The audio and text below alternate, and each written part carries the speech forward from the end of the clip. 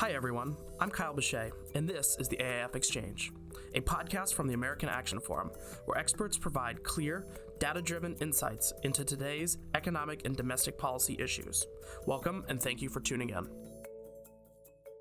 On this episode of the AAF Exchange, reconciling Congress's budget plans, and the latest on President Trump's tariffs. Joining us to discuss all of this is AAF President Douglas Holtz-Eakin and Trade Policy Analyst Jacob Jensen. Doug, welcome. You're coming to us from sunny California today, probably a little warmer than what we have here in D.C.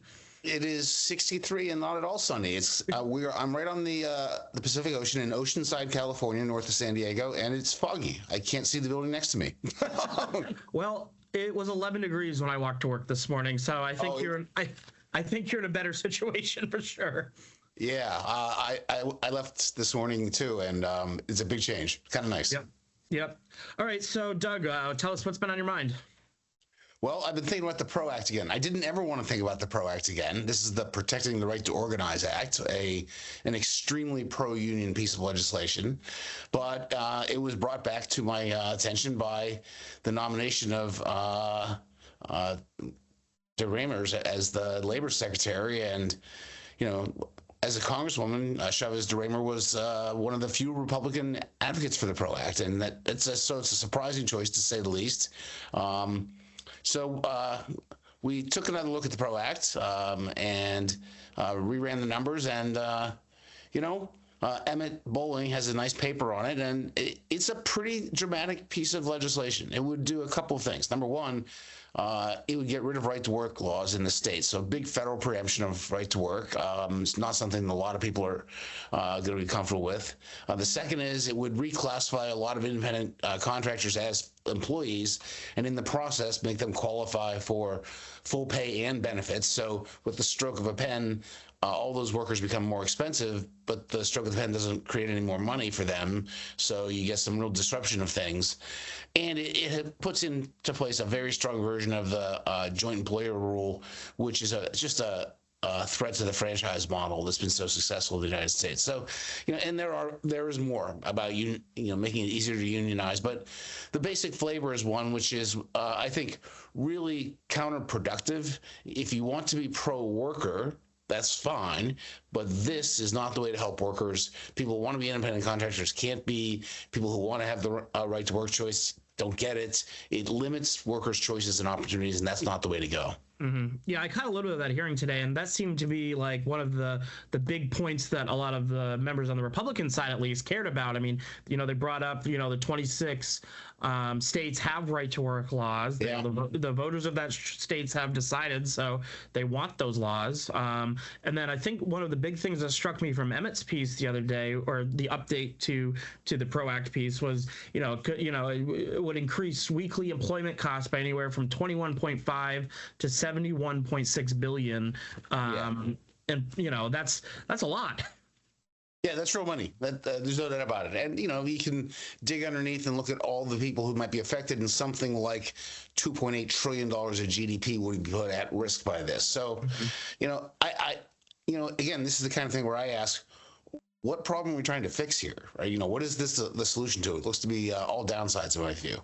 Yeah, it seems like it's one of these things that just pops back up every once in a while. I mean, I remember back we did a two-part podcast with, I'm blanking on his name, but a guy we used to work with out of California, I believe, and it was with Isabel, and we talked about this, and then we've talked about this, time and time again.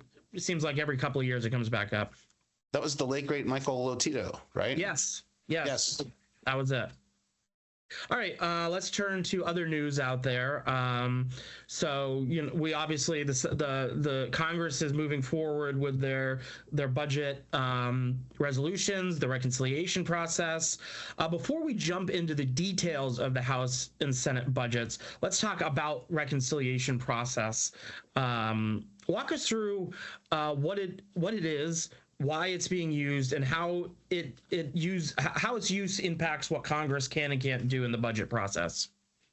So reconciliation was created along with the Congressional Budget Office, the budget committees, and the Congressional budget process in the 1974 Congressional Budget and Impoundment Control Act. It was intended to be a fast-track procedure that allowed Congress to do hard things budgetarily. That is, raise taxes, cut spending. And the way it was a fast track was it essentially bypassed the rules of the Senate. It got rid of the filibuster by having a finite amount of debate, 50 hours. It got rid of the need for cloture as a result. You need only a simple majority to get the legislation passed.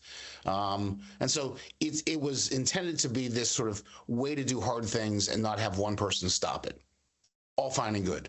Now, to get a reconciliation bill and have those votes, you have to pass a budget resolution in the House and the Senate with matching provisions for reconciliation, which are you tell each committee of jurisdiction what they have to do, how much taxes they have to raise, how much spending they have to cut, or vice versa. These are your instructions, and you pass that in the House, pass it in the Senate. Then the committees go off and do that. They produce legislation which has the actual policy in it. How do we raise taxes? How do we cut spending?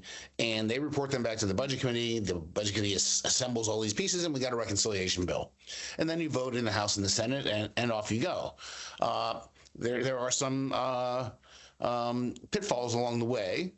When you're voting on a budget resolution, there are unlimited amendments and a finite amount of debate. So you get to this thing at the end known as the vote-a-rama, where people are literally throwing an amendment in. There's no time to study it, and you have to vote. And it is turned into a great vehicle for gotcha votes that come back to haunt you in your next election or primary.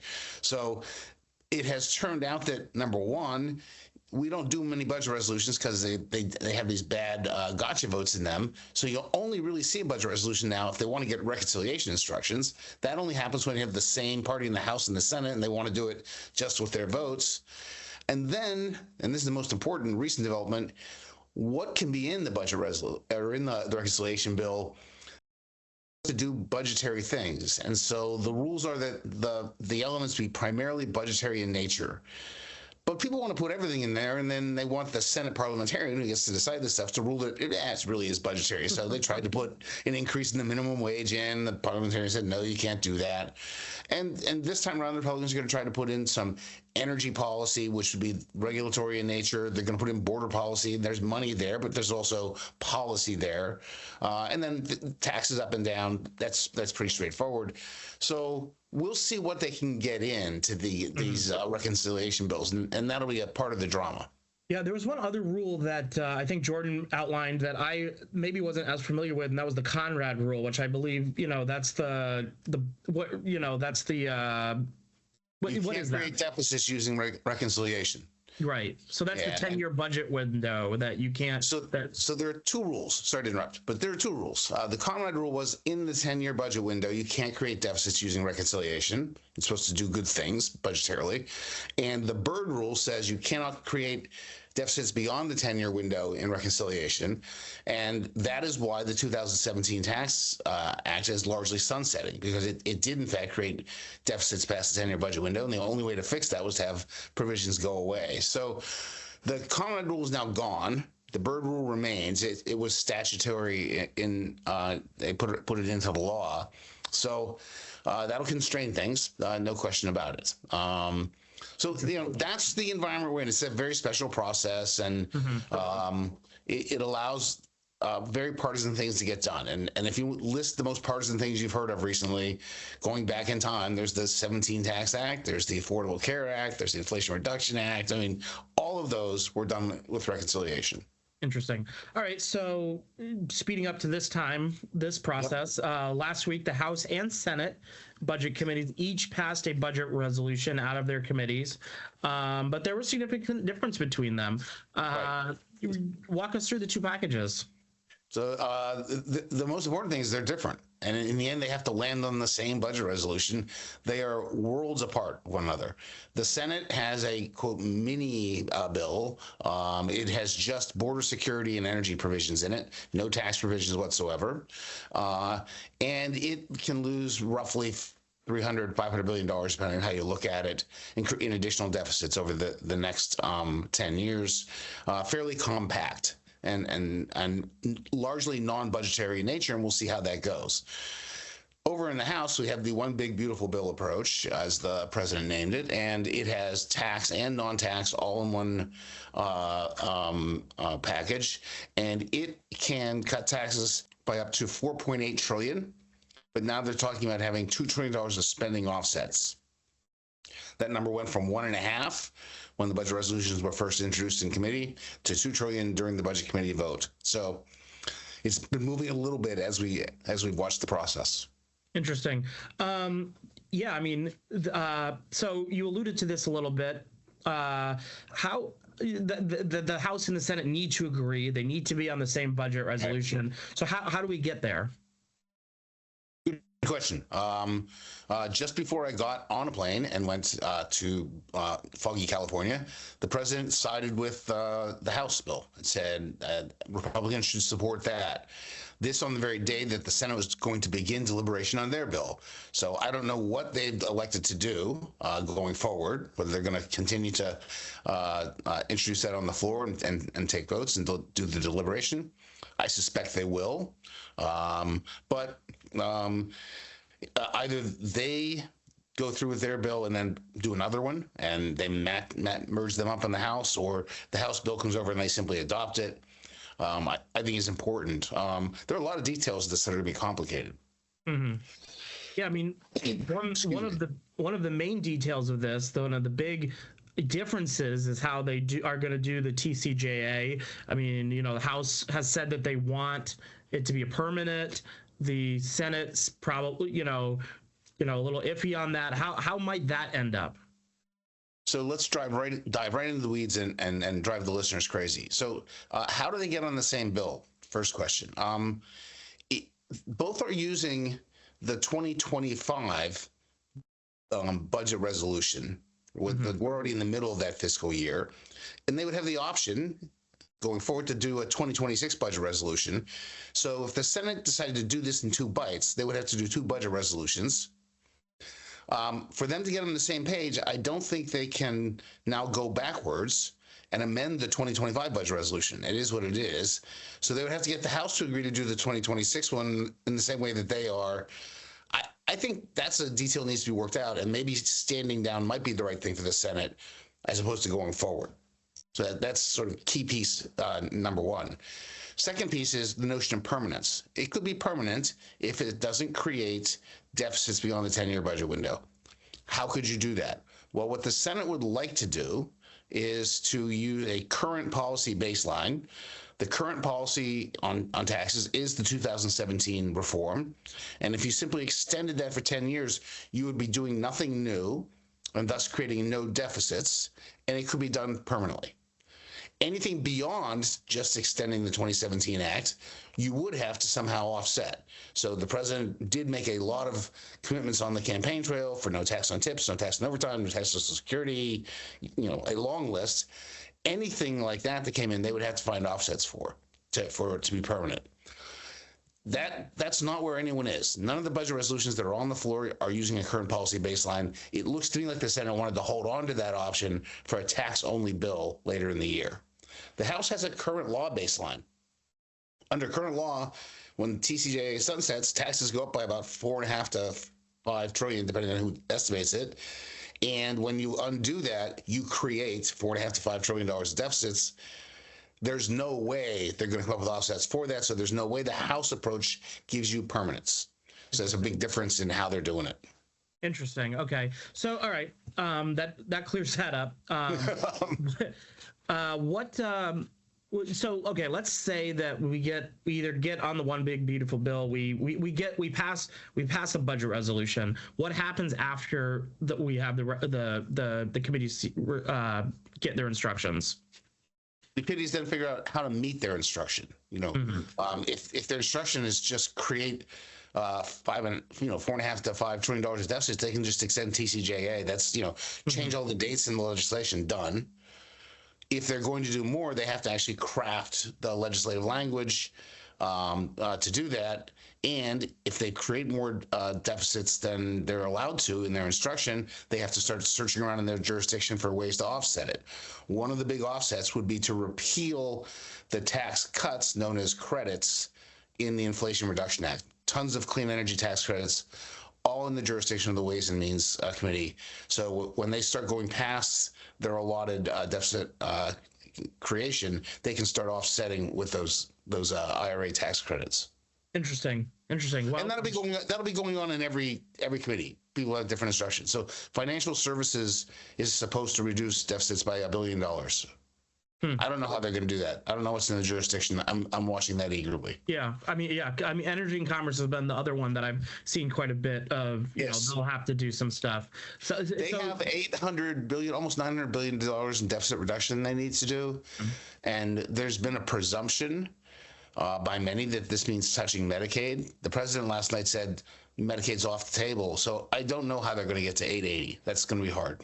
It'll be interesting to watch this all play out. So I'm sure we'll have many more conversations about this as we continue moving through this process. Doug, I don't have a trivia question for you today, so you're off the hook. So I'll give you a bonus then. Here's the one thing we didn't talk about that's worth watching. The House put an increase in the debt limit in their budget resolution, and the Senate did not. The thing that's most interesting about that is that's a great statement of faith in the timing by the House, because you got to raise the debt limit by late spring, early summer. The X date's out there is somewhere in late May, early June, we think. And so if that's how you're going to raise the debt limit, you got to be done by then. I don't think there are many people who believe we can do the tax piece that quickly. So keep an eye on the debt limit and where it's going to pop back up. It's got to get done somewhere. We're already in extraordinary. We've already hit. We're just using those measures to keep it under at this point, right? Yes, we're right at 25 million under because they keep it there as a matter of their policies. Not to mention the deadline to fund the government's coming up too. So plenty of things to watch that are indirectly related to this process. I have said for a while, and I believe it to be true, that everyone's focused on the things they want to do. I'm more focused on things they have to do. They have to fund the government. They have to raise that or suspend the debt ceiling.